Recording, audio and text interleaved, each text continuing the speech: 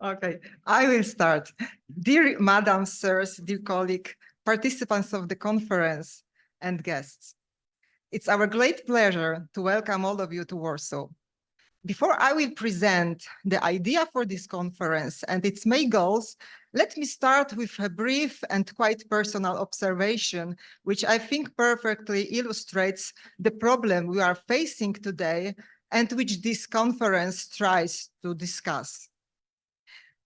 In my younger son's class at school, there are 2 Ukrainian boys and 1 Belarusian. On first days, the kids have swimming lessons, and I quite often go with them to support the teacher and to dry their hair. It is a good occasion to listen how kids talk to each other.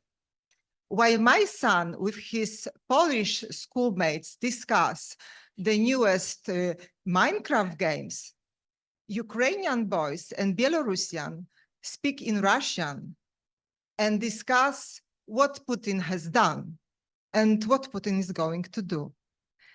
While my son and his colleagues complain that it is totally unfair that their dads don't permit them to play on Xbox more than 2 hours a day, the Ukrainian boy complains that it is unfair that his dad can't cross the Ukrainian-Polish border and go with him to the swimming pool and dry his hair.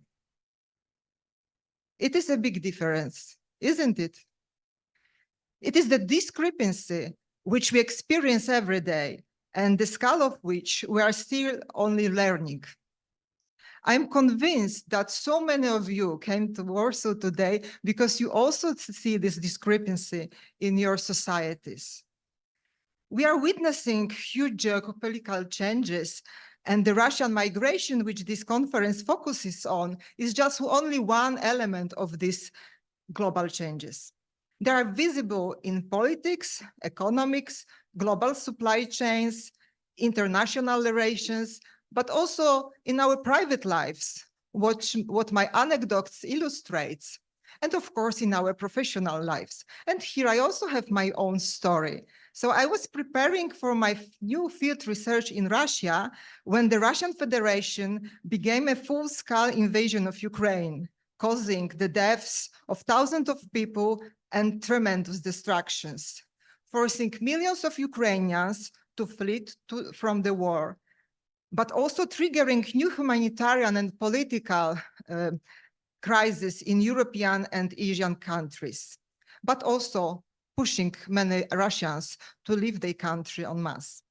I remember one September evening, we were sitting in the living room of Katarzyna and Tomasz Rawscy, discussing our failed projects in Russia.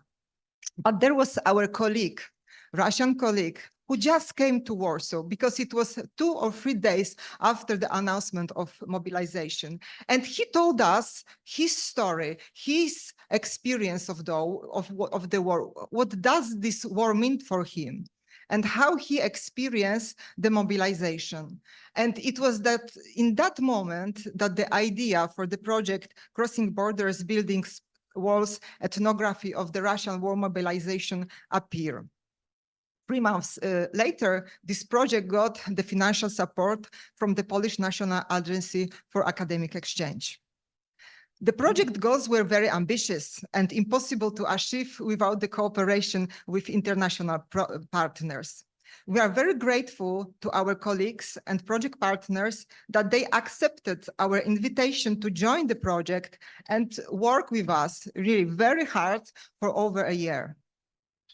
We wish to express our gratitude to Riley Nugin, to Anna Sokolova, Olga Dawidowa-Minket, Marian Darshashvili, Ketevan Gurciani, Sona Nershvian, Kares Schenk, Nikita Mishakov, Mustafa Berkay Audin, Tamila Shahin, and Biamba Bator Inshinkhorlo.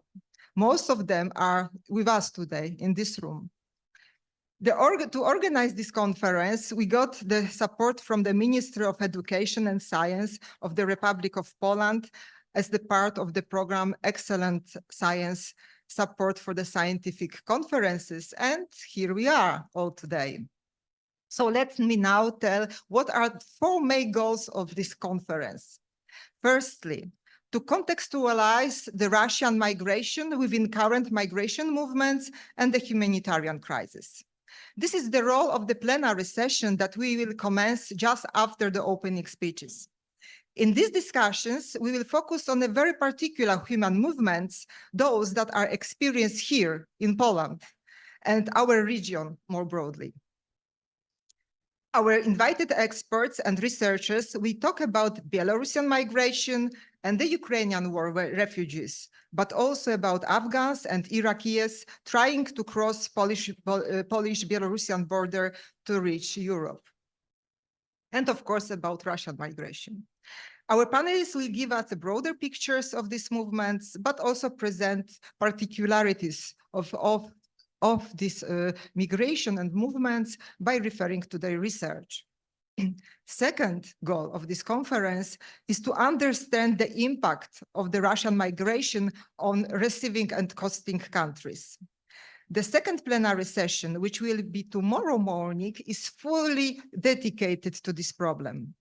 Our invited experts and our partners from Crossing Borders Buildings Work Project will discuss the reactions of Finnish, Estonian, Polish, Serbian, Mongolian, Kazakh, and Georgian societies towards Russian migration.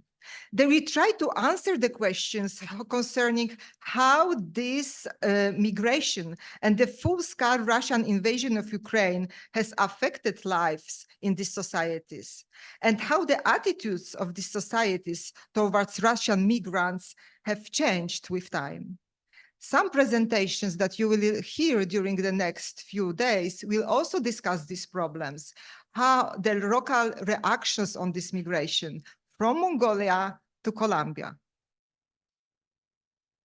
Thirdly, and the most importantly, we will discuss the Russian migration in details, trying to understand this massive movement, its various dimensions, the threats, but also opportunities it possesses to hosting societies and these global geopolitical changes. We will look at it from both macro and very micro perspectives, focus on emic and ethic viewpoints, figure out its invisible but also very real impacts. What are the particularities of the Russian migration? What are the risks associated with such extensive migration of citizens from the aggressor state? And what are the potential benefits that it may bring? These are only some of the questions that we will discuss during next few days.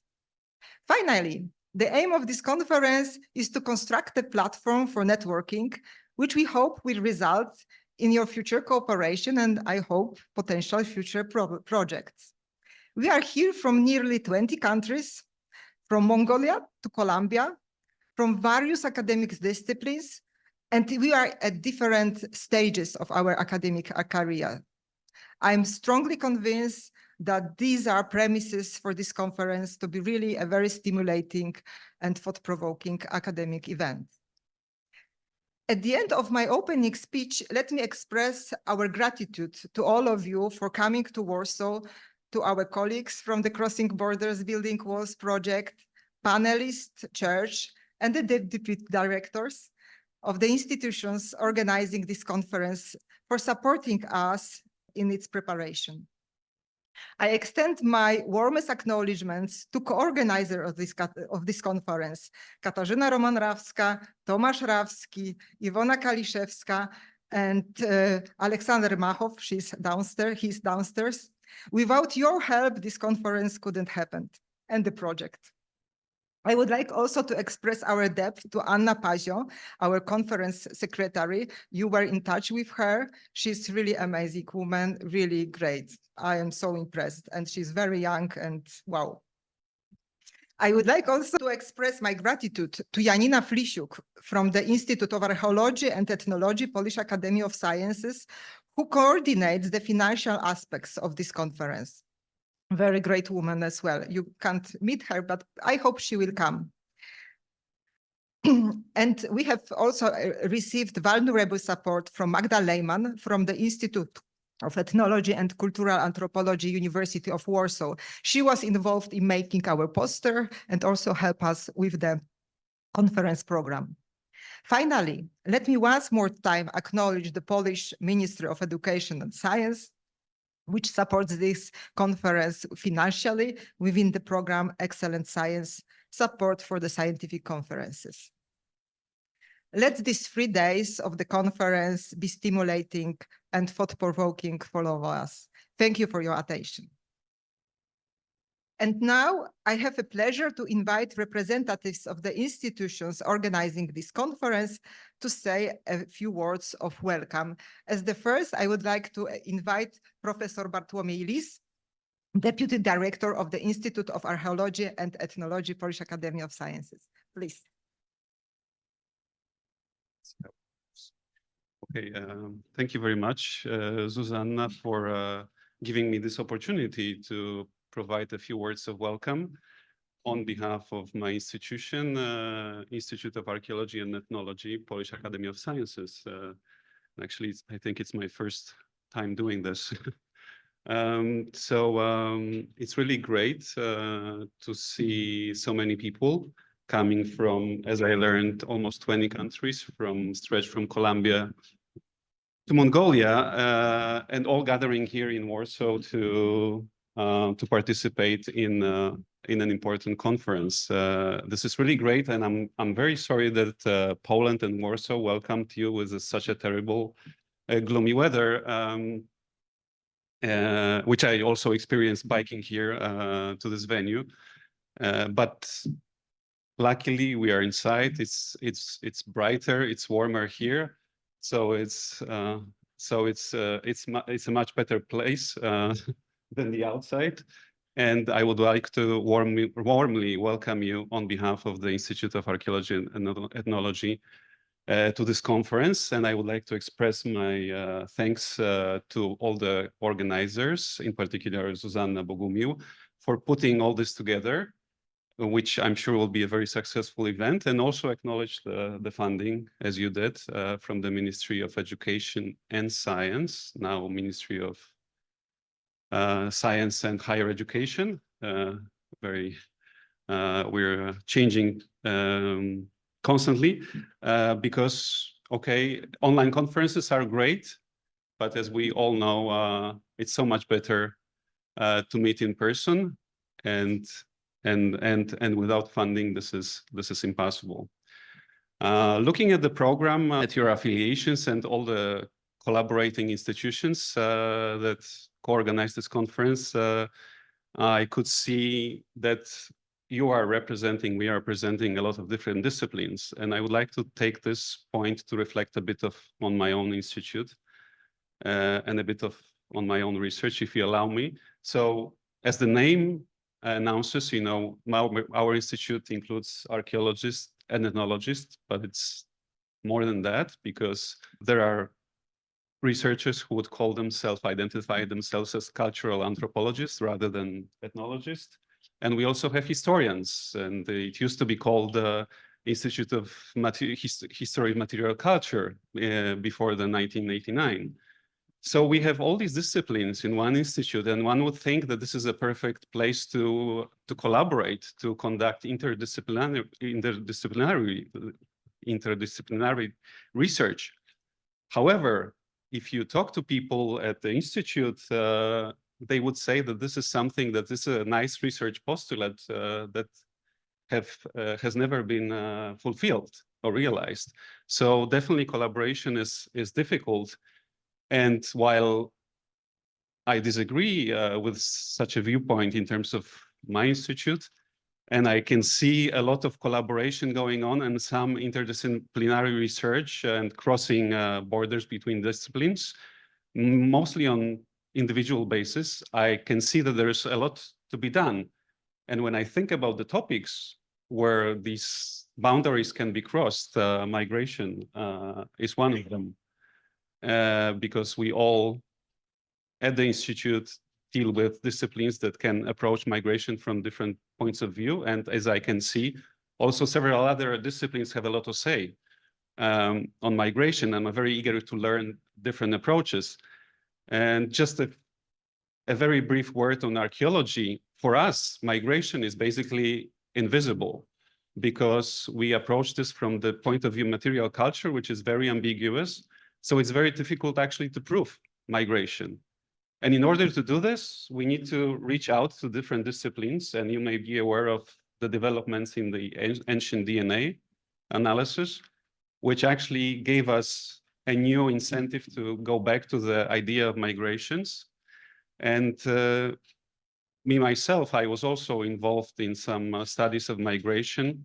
It was almost completely invisible, but for a single aspect of human activity, which was technology involved in pottery production, probably a very abstract thing for you. But this was the only way I could identify a movement of potters, which was probably part of a bigger migration. But as I say, this is invisible. So crossing borders across disciplines is very important for us at the Institute and for all of us studying migration. And I'm really looking forward to learning a lot from this conference and from what you have to say about the current migration. I'm also very envious that you're actually studying a phenomenon that you don't have to prove that it exists, and you can look into some other aspects. But I also realize that there are many challenges in front of you, and also some things are invisible. And I hope that this conference will make this things, the invisible things or aspects, very visible and very relevant. And I wish you 3 days of successful and fruitful discussions and future collaborations. Thank you. Thank you very much. And thank you for putting our attention to the fact that in the past there were also migrations. And it is interesting what the archaeologists will say about these migrations now in 2000 years. And now let me invite Iwona Kaliszewska, the co-organizers of this conference, but also the deputy director of the Institute of Ethnology and Cultural Anthropology, University of Warsaw.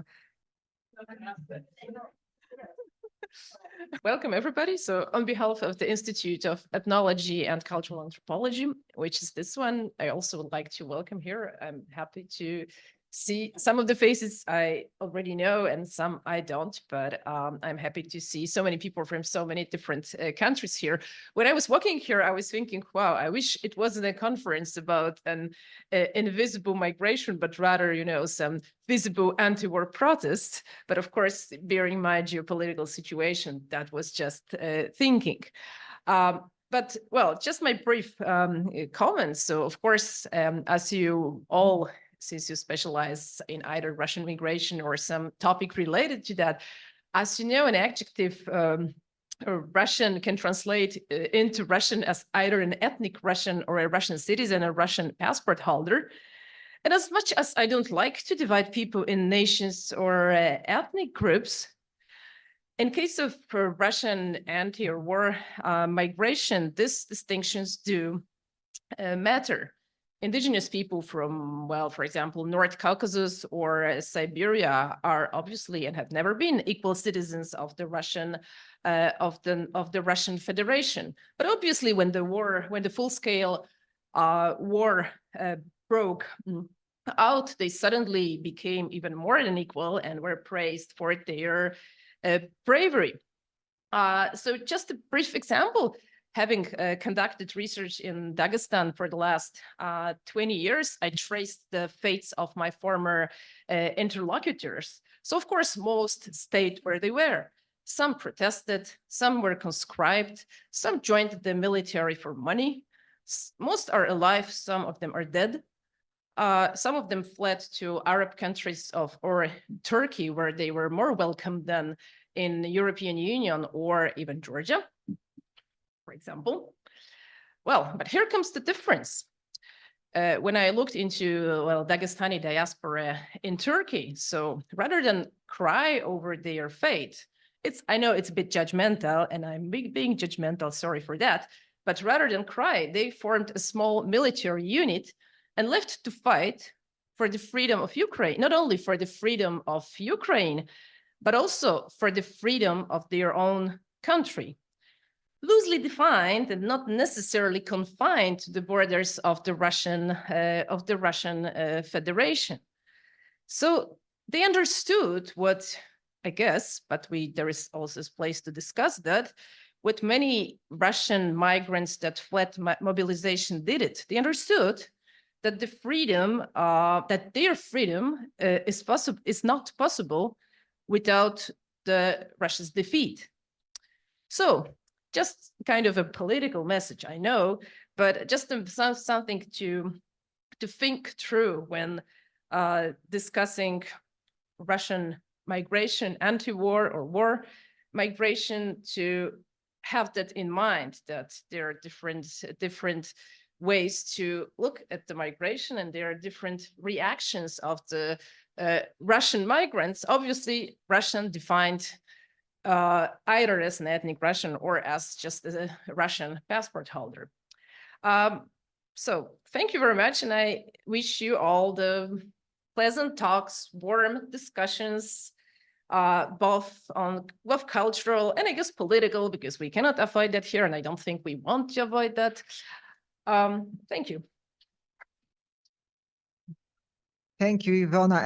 And yeah, thank you for raising this question. And I think that it will be a lot during our discussions on this, various levels and various dimensions.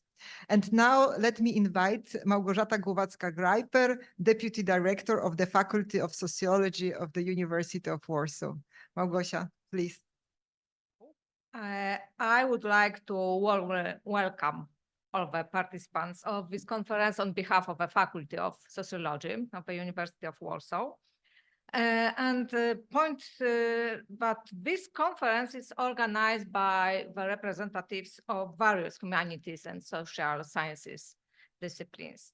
And also all participants not only conduct research in different countries, as we can hear, but also use different research approaches.